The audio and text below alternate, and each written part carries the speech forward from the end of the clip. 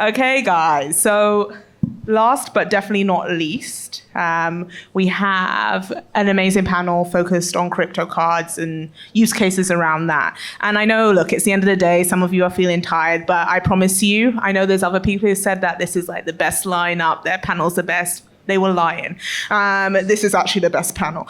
So welcome. I'm going to give everyone a chance to introduce themselves. I'll start. I'm Maya. I focus on payments BD at Solana Foundation.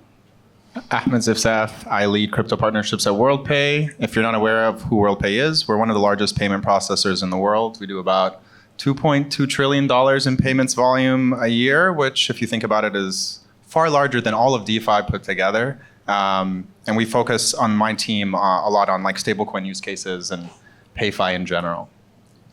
I'm Chris, co-founder of DFNS. We're one of the leading wallet services, wallet APIs in the industry, servicing over 200 organizations in payments, banking, custody, trading, you name it. Happy to be here. Yeah, thank you for the invite and pleasure meeting you guys. My name is Mukul. I lead the Web3 card and the crypto card product at Mastercard. So I work very closely with the wallet providers, the Web2 enablers like the issuers, processors, and so on to help the grow the ecosystem. So happy to be here and looking forward to the chat. I'm Sam. I'm COO and part of the founding team at Kast. At Kast, we're essentially building a banking-like experience. However, under the hood, it's powered by stablecoins. So we're aiming to remove all the friction that all of us have day to day at the moment regarding moving our money from A to B and cross-border.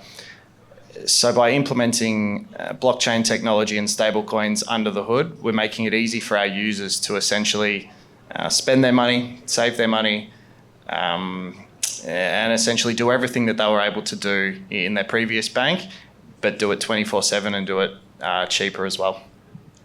Perfect. So one of the things I actually want to start by doing is setting the scene. So when people think of cards, they think debit cards, credit card, and that's kind of typically as far as someone goes. So my first question is actually to Mukul, right? How would you break down the different types of cards? And that can be a really good way for us to frame the rest of our conversation, because this is your bread and butter, right? Yeah, exactly. And thank you for that question. So if you look at it, right, fundamentally, what is a crypto card? When you talk about crypto card, we look at it from the same perspective as a regular fiat card. It's just different currency. So the funding source that is changing. So what we talk about is how do we layer the existing ecosystem of players that we have, existing construct that we have, onto a new funding source, which is a crypto. And that crypto can be a cryptocurrency or a stable coin, right? Now, so the versions of the cards that are out there is a prepaid, a debit, and a credit. So credit is something which is not there yet, but we have prepaid and debit. And on top of that, from a credit perspective, we're looking at collateralized credit. So these are the different flavors of cards that are out there. Now talk about, Mastercard is all about meeting the users where they are. And what we saw when we started this whole product is like 2.5, 3 years back, it was mostly centralized exchanges. So offering the card on a co-branded model to the centralized exchanges, what we call as crypto card. Then obviously what we saw, the shift over the last 1 year, to people tending to hold on to their currencies in self-custody wallets. So that's when we introduced, you guys must have heard about the MetaMask card and a few other cards. So that's a self-custody wallet in what we call as Web3 card. So it's like meeting the users where they are and offering them the choice. So that's what this crypto card is, and we kind of pretty much layer in the existing ecosystem and use the power of our 150 million merchants worldwide network to power these crypto cards. So that's a really helpful way of thinking about, one, the evolution of crypto-enabled cards, and two, the different flavors of cards. But one thing I wanted to start with also is, where is the market-based demand at the moment? Like, what is pushing and driving growth and adoption? We know the players who have integrated and now are offering cards, but when we think about the end users, who are they? Where are they? What are they doing? Etc. Yeah, sure, I can grab that. So I think we're seeing huge use case for those who are already on chain, whether that be they're paid on chain or whether the local currency they earn, the preference is for the individual to be on chain and to remain on chain. So we have a huge use case for that. Secondly, those who are trading in Bitcoin, Ethereum, Solana all day, every day, moving money from an exchange to a bank account can also be difficult. There can be delays, it can be expensive, there can be a lot of extra questions. So having a crypto card where you can remain on-chain and essentially move the money freely, quick, swift, and spend, we're seeing a huge use case for that as well. I guess out of interest, I don't know if anyone else wants to chime in, right? Because we're sitting in New York, and this is part of Solana Accelerate. Accelerate US adoption, interest in crypto. But in reality, a lot of the utility isn't actually happening here, especially from a retail perspective. And so it'd be interesting to hear any of your thoughts about market usage, engagement. Ahmed, you look like you're ready. Go ahead. I would say there's kind of two types of customers I like to think about. There's kind of what Mukul was talking about. You have these exchange customers who the distribution model for them is, I have crypto, I use crypto.com, therefore I see the card over and over again. I want the rewards. So you have sort of this customer type where it's you're crypto, not maybe fully crypto native or a degen, but you're using these exchanges and you want to use these cards. And I think in developed markets, a lot of it comes down to what do rewards look like? What am I able to spend on? What am I able to do with my funds on my card? And then the whole second element, I think, follows crypto adoption more generally, where it's LATAM, APAC, these areas where you're using stable coins and you're using cards as a method to kind of protect your savings, or as a method to be able to easily transfer money to your friends or family and then use those funds. So I would say it's not very different than general crypto adoption with the crypto card, but I would say distribution is still not, I would say, fully baked in yet. I don't think it's the primary method that I find people are using to pay with crypto today. But I do think it's kind of a great bridge, basically, to get us from, typical fiat and card payments to crypto payments, because it kind of looks the same. I guess to latch onto something you just said, right? It's not obviously the main or main method in which people are using to pay with crypto, etc. What are the gaps? What's missing? And that may be, Chris, where you come in, right? Is it from an infrastructure perspective? What do we need to get that, to drive that adoption for crypto cards? It's a very complex question. It's a bunch of things, right? And it comes together. It's hard for today. We mentioned the classic use case of, I have a lot of crypto, I'm a trader, I have these things and I want to be able to spend them. I want to be able to turn them into stable coins and use my credit card when I'm going out to a restaurant or, okay, that's a fringe still in the wide, spectrum of humanity. That's a fringe. Then we have partners like Kulipa who are doing prepaid cards in LATAM on in certain corridors in certain countries. That's more for remittance. That's more for and that's, of course, that's much more everyday life than the crypto trader, who wants to yield more, get more cash back, et cetera, et cetera. When I was talking the other day with the guys from Mastercard, they were telling me about this onion-like structure they have, where you have different types of partners, and at the core of this, if you want to be able to tap into pure liquidity very fast and be able to pay a yacht for millions and millions of dollars, right? Very fast.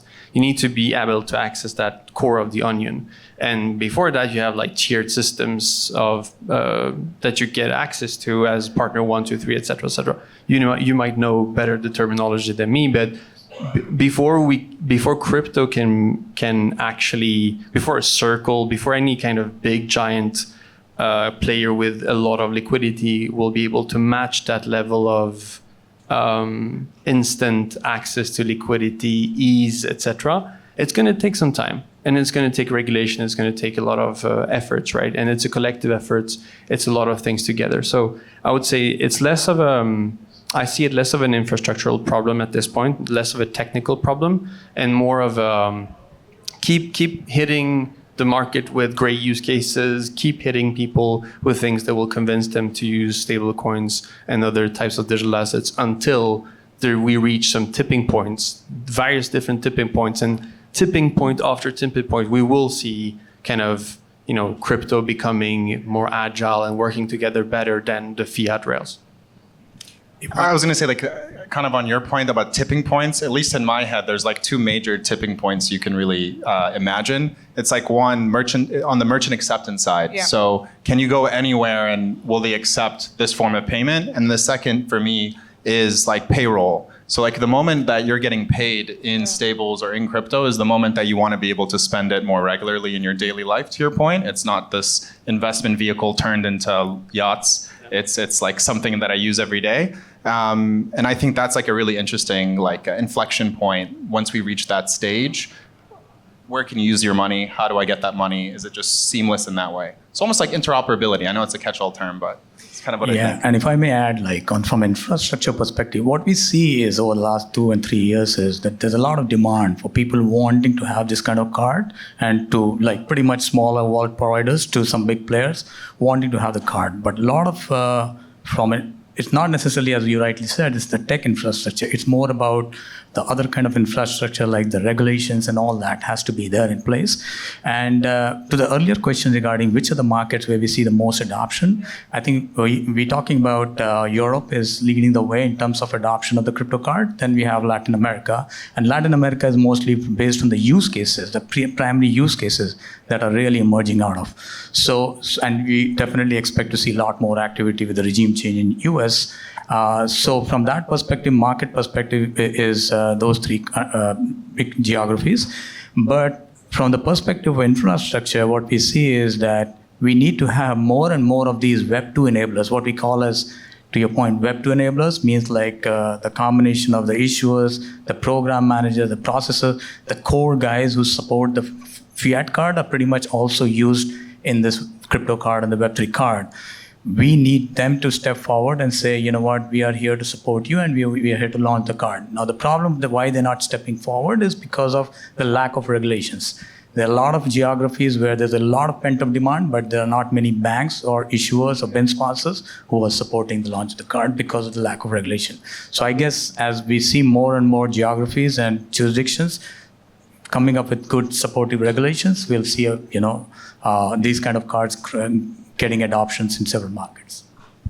I guess to push back slightly. So of course, regulation shapes everything.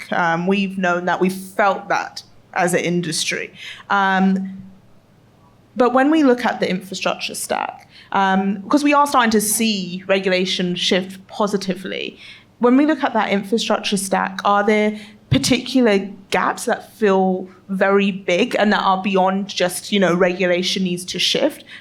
Genuine question, maybe it's not the case, but are there particular gaps in that stack that aren't being filled where, I mean, I can try to answer that. Is one of the fundamental, if you break down the whole ecosystem, you got, if you talk about from a Web3 card perspective, you have, and if you think from the perspective of a general system design, you have an experience layer, a process layer, and a core layer.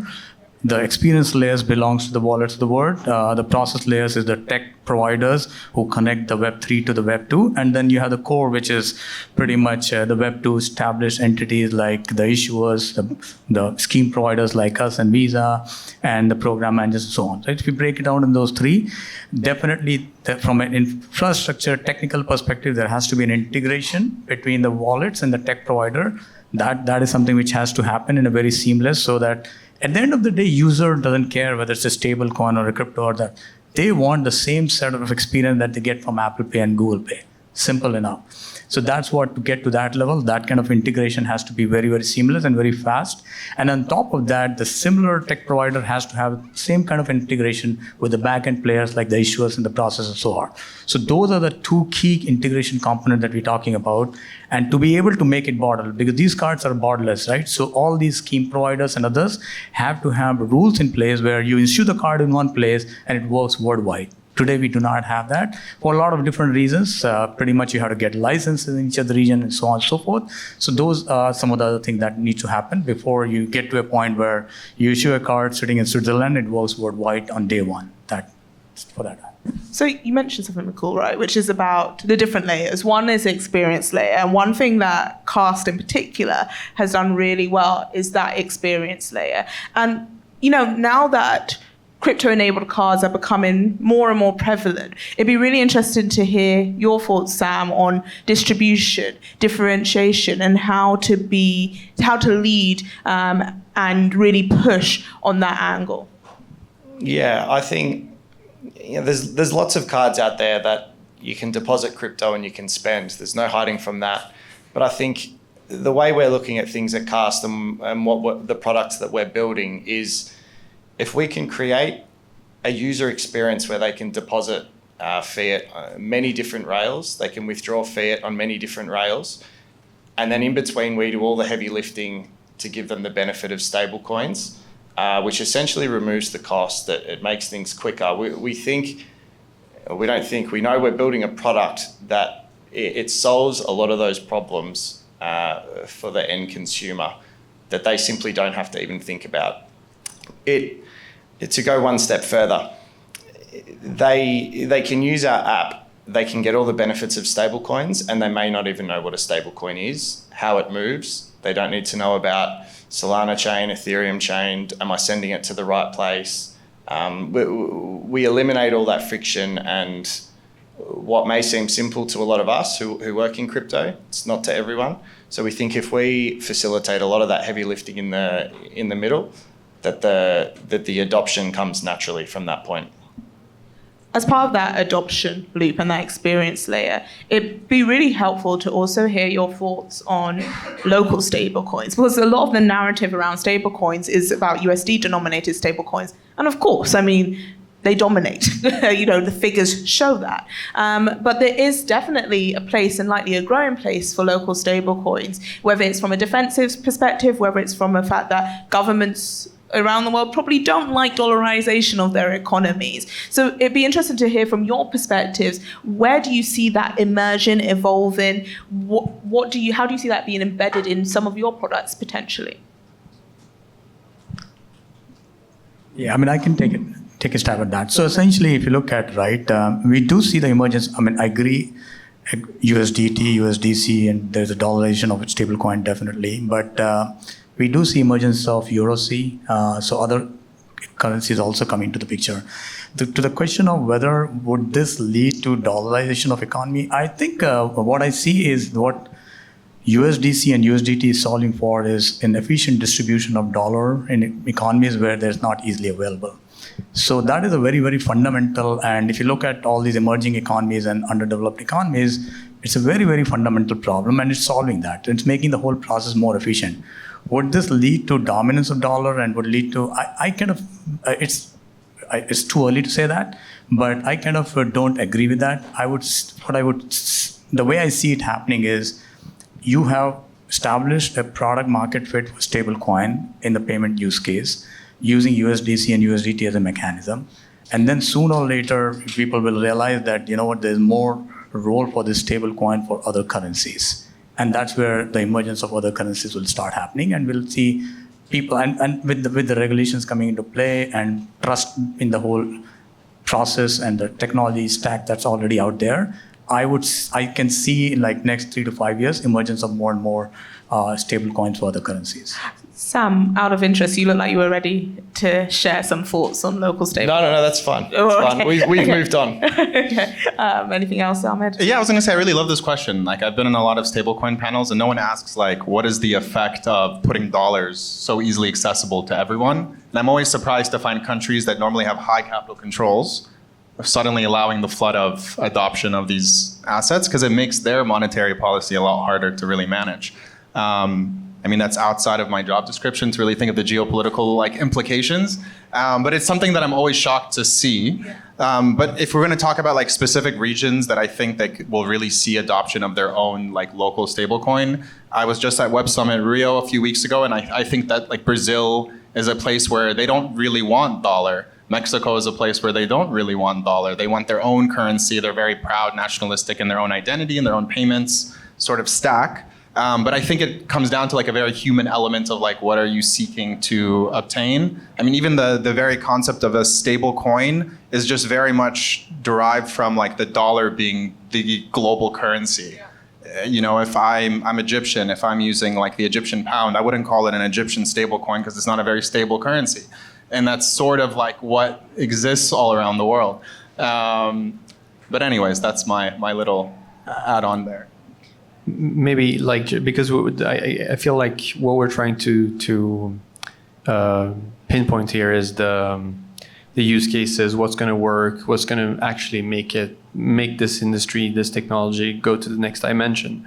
Well, a couple of points. First, it feels like we are very quickly, without noticing it sometimes, mixing the user experience and everything that is consumer related with a lot of things that are in the background that are very much infrastructural, B2B, behind the curtain operations that are heavily required for people to get an enjoyable, cost-efficient, fast experience at the end of the tunnel, right? And so when you ask about like what's it going to take for us to go to the next level, what we're hearing a lot is privacy, right? Like we're hearing PSPs and merchants saying like in the Web2 world that are interested in eventually getting on chain, they're saying like, hey, I cannot have my clients knowing what price I'm giving to my customers, because that's just going to create so much problems, right? And so, you know, you have private chains that are trying to solve this, but we have brilliantly Solana Foundation that has created this like confidential balances extension that we're working on, right? So, you have that issue. You have a tons of I'm forgetting the list, but like you have just a lot of issues that are that without solving these things, we'll never cross the bridge. Yeah. And I guess doubling down on that a bit, right? So you mentioned privacy, right, as one of the things behind the scenes. I guess you could call it as part of the infrastructure flow, right? As one of the things that we need to think about and be trying to address as an ecosystem. One other thing is actually thinking about how money flows in and of itself. And so there's been growing talk of, for example, payment intent standards in crypto. So, you know, we have the UX layer, but how far are we truly from crypto native intent layers being built into point of sale systems, apps, more natively, right? Because that's another optimization that we haven't quite got yet. So, I mean, Chris, this is in the infrastructure stack. I imagine this may be something you're thinking about, viewing. What are your thoughts on that? So, am I phrasing the question properly? If I say that, like, you're looking for the next biggest issue aside from privacy?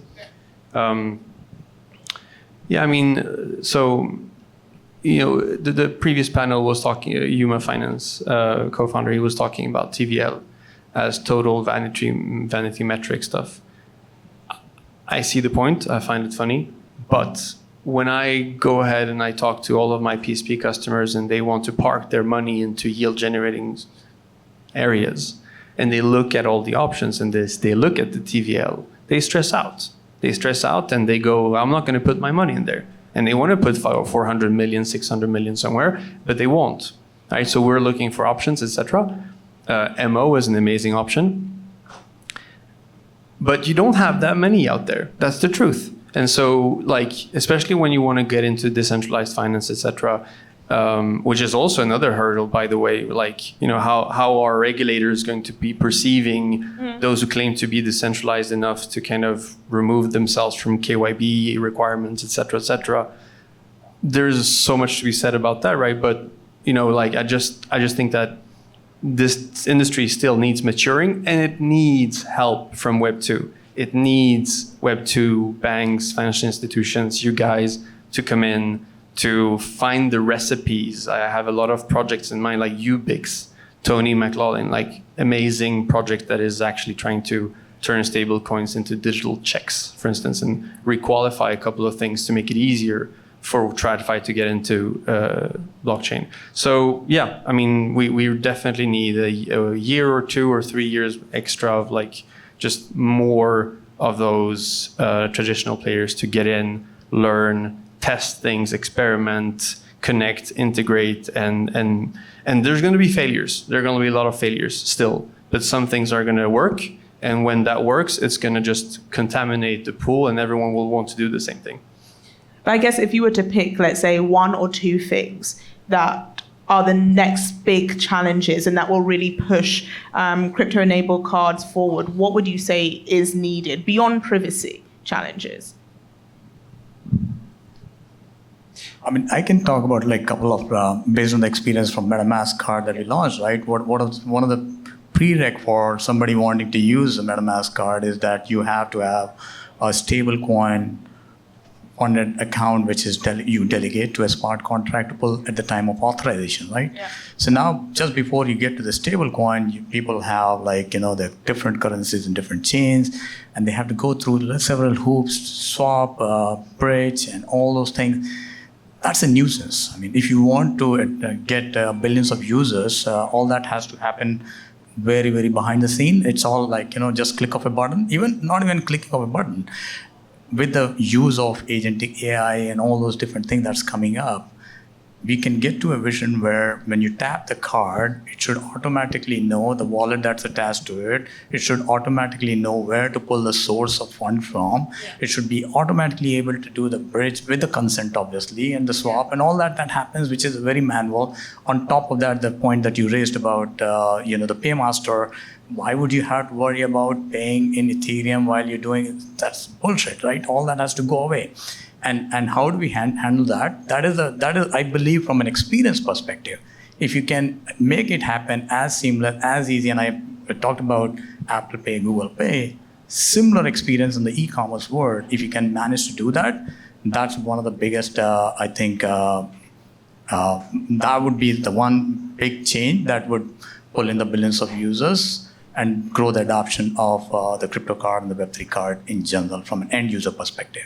Besides that, obviously, there are more from the merchant perspective, but I see the contactless and those problems are definitely solved because all these cards you can basically provision into your Apple Pay, Google Pay, and all that. It's mostly the e-commerce where I see some of the big challenges. Just to add in on that, last week at Consensus in Toronto, our card issuer actually gave a little demo on, he had his own POS terminal that they've built, and they could actually key in 20 USDC and then using your actual card that is only loaded with cryptocurrency, so only with USDC in a self-custodial wallet, you could actually pay on this new POS terminal, and it would deduct 20 USDC directly from your wallet, and 20 USDC would be passed on to essentially the merchant.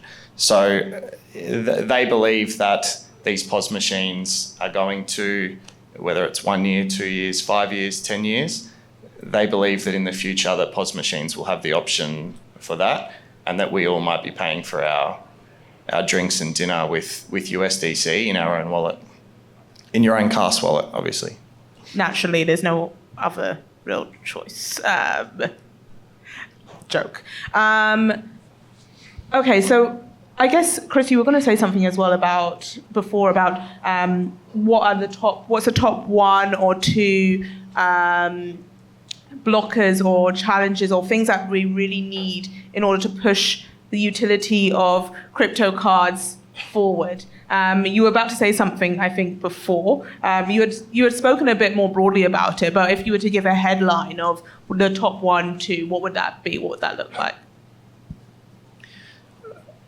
I think it starts with one thing, which is, and it's pretty funny that at this point it boils down to that, right? Like we have all this fancy technology, this beautiful ideal behind blockchain, etc. And at the end of the day, what we desperately need today is for financial institutions for it to be easy for financial institution to play with, use, etc. And that is, what Bridge did with Lead Bank is almost as it's an accounting innovation, or it's not even innovation, it's like a trick, right? So because there's so much risk from funds coming from Africa or whatever country landing in the US, because it's such a risk for a bank like Lead Bank or any bank to hold that in a certain way without getting into a heavy compliance hoops which are too expensive and just too annoying, and it just kills your reputation and your scores, etc. They found a way to just call that I can't remember if it was like a named account instead of a something account. And so all suddenly that was possible for Leadbank to welcome all these flows that were coming from Bridge, but from around the world, right? So like that was I would call that a recipe. It's a small thing, but they managed to crack it, and it allowed for this entire flow of money to circulate through the U.S. Without any hurdles. And so more of those recipes at every level of the stack, at every level of the industry, are ingenious people that will find these ways of making sure that we don't need to go through this layered friction, which is a healthy layered friction, right? Like it's a rule book that has been built over decades and decades, but that is just difficult that is not welcoming for crypto as it is, as such, right? So we need to work around and find ways to just squeeze it in. Perfect. So we've obviously been focused on cards, right? But cards are just one form of payment at the end of the day. So if we're to zoom out slightly, what do you think? Two questions. I'm going to ask you two questions. One, what is your hot take, if you have one, on crypto cards, firstly, controversial take, etc. And then the second one is, what do you think is the next evolution of crypto payments more broadly? What does that look like? We've mentioned e-commerce, we've mentioned merchant payments, but what are your thoughts on that? Ahmed, do you want to start? Sure. And my hot take on crypto cards, I mean, even though I work at Worldpay, which process I think something like 12% of global credit card transactions, I wouldn't say credit cards are like my main passion in life. I think they're just like a means to an end. Like you want to be able to securely transact, a merchant wants to securely be able to accept the funds, and that's sort of what it does, and everyone around the world knows what to do with it. For me, the really exciting bit about payments and crypto payments as a whole is like on the B2B side, on like the instant settlement, like being able to use pretty much bypass our existing infrastructure, legacy infrastructure that operates in like a non-instantaneous fashion, in a non-traceable fashion, in a fashion where you can't like work on things like privacy or decentralization or even touch these topics because it's so entrenched in institutions and how institutions talk with each other. So like on that element, I think seeing more and more companies like Worldpay or other payment processors and big payments companies move more on chain, where you're starting to see an acceleration of how quickly payments can kind of be accepted and be used. And I'm interested to see like that added liquidity, like where does that go? And like what are the next like phases of DeFi innovation where that liquidity is sort of gonna be pushed towards? Yeah, I would say that's like my hot take and sort of like what gets me excited about like the next phase of crypto payments. Just before we move on to Chris answering those questions. So you said, of course, how DeFi could be almost like leveraged and utilized within crypto-enabled payments and the next wave of innovation in that space. What do you think that could look like? Yeah, I mean, this is where I spend a lot of my like brain power, but not a lot of what I can do on a day-to-day basis, just like where, different companies are on sort of that spectrum. When you think about DeFi, I think about like obviously yield is like a big thing on everyone's mind. So like what does it look like for like programmable vaults and treasury management to really take like scale? Like again, I'm only going to use my own company because it's my own or like the company I work for. But you're talking about trillions of dollars that could be put into like certain types of vaults or certain types of like lending pools, which can really just change the dynamics of like what you're doing like around the world, and you can instantly like get access to those pools. The second element you're really thinking about is like on the payment financing side, like which really enables the instantaneous settlement. Like what does that look like at real maturity? I mean, Worldpay has been doing USDC settlement for a couple of years, but like that's just a couple of years and we haven't really pushed our full metal and resources into it. Like what does that look like in terms of what we can do for like optimizing in this like high interest rate environment, like businesses as like funds as a whole. So yeah, I would say like those are like yields, like programmable treasury management. Those are like the most immediate things that I think we can solve with DeFi, along with payments. So I guess PayFi in that way. Nice plug. Chris, what are your thoughts? Contactless payments, not talking about blockchain here, contactless payments is just something that is growing, right? Even today, and the biggest segment of people using those are Gen Zs. So it's just going to grow, right? And I can't remember the numbers, but if you look at Apple Pay, Google Pay in the US, we're about like 80% merchants accepting that. We're about like 50% people using it every day. And it's equivalent around the rest of the world outside the US.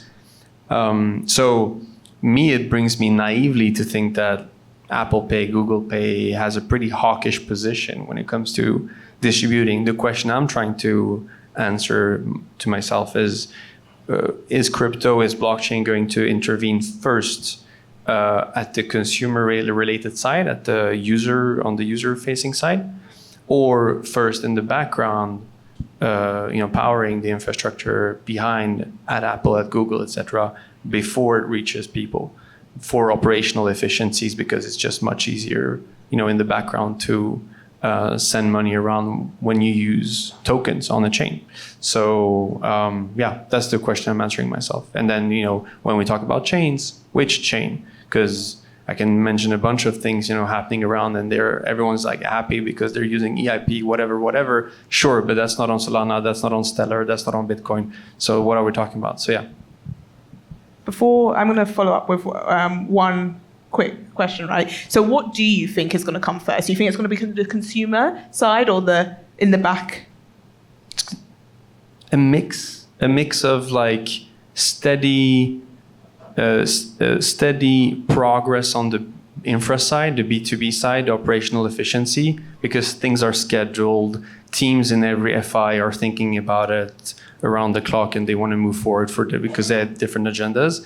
But you'll have accidents. You'll have beautiful accidents that will happen, in the games and stuff, and like social apps and TikTok stuff. You'll have beautiful stuff happening, and that will create like, I would say a calling effect between both sides. Yeah. Yeah, two things that I'm excited about. First, from the consumer's perspective, I think to your point, right, people should not have to think about payment. Payment is like you're just going about your business, you like something, you should be able to buy. It does not matter whether you're buying from a cryptocurrency or a regular fiat currency. So I don't see a vision. For me, the vision is that there should be one card. That one card should be able to handle different types of funding sources. It could be a US dollar, it could be a USDC, it could be a Bitcoin, Ethereum, whatever you choose. It could be on any chain whatsoever. That's number one. Number two, that same card should have the flexibility to offer you a prepaid, a debit, a credit, a rewards, everything. You don't necessarily need to have a wallet with 10 cards with 10 different flavors. So that's the kind of vision from a consumer perspective. And there are technologies, and I think I don't know whether you guys followed, but Mastercard launched something called as One Credential, which kind of allows for that. So, and on top of that, you can add BNPL, like buy now, pay later. All that under one card, everything from a consumer perspective. From the infrastructure perspective, in particular, how do you scale this product? And the challenges that we face is where I see stablecoin can be a powerful use case is helping with the settlement side of the house, right? Where how do you enable smaller issuers to come forward and become MasterCard principal issuers is by reducing the need for collateralization, which is like, if you can enable 24/7 settlement, that would mean, the settlement happening every time of the day. Then you, as an issuer, if today it's happening 5 days, then you have to worry about 2 days of collateral to be deposited. All that can be taken care of if you have 24/7 settlement using stablecoin. But that's the journey we're on, but we soon going to happen. Sam? I'll be quick. Mukul, I think you were talking about the Kast card then when you were describing that product. My hot take is it won't be in just the crypto card. It'll be the product that offers everything. So the card that just simply works, but somewhere someone can save, somewhere someone can spend easily, they can send their money easily, and finally do it all in one place. So exactly what you guys have just talked about. And what do you think is the next? You said that's, part of your hot take, but any other thoughts in terms of the next evolution of crypto-enabled payments in addition to that? I'm a big believer in the POS machines having stablecoin payments. I think just because I saw it, it sold me in real life. Okay, well, we're looking forward to that. I'm happy that, it's a good sign when you know that we're not talking about, is it custodial, is it non-custodial? Like, we haven't mentioned this today, so that's good. We've gone past those days. I remember being on a panel talking about stablecoins at a major traditional finance conference, and I had to start by explaining to them that they thought they were CeFi, and I was like, oh no, you're TradFi. Like you're definitely not CeFi, you're definitely not DeFi. So it's nice now that we have big players come into the fore who understand what's happening, how they can leverage crypto, and how almost we can work together rather than viewing each other as oppositions, because that was definitely the narrative for a period of time. Well, thank you guys. That brings to the end our panel. Hopefully you enjoyed it as much as I did. And that's also the end of the talks and events. So, I mean, next we're shifting into a happy hour, which is outside. There'll be food, there'll be drinks. Get merry, not too merry. This is still a professional event. But yeah, thank you so much, everyone. Thank you, guys. Thank you. Thank you.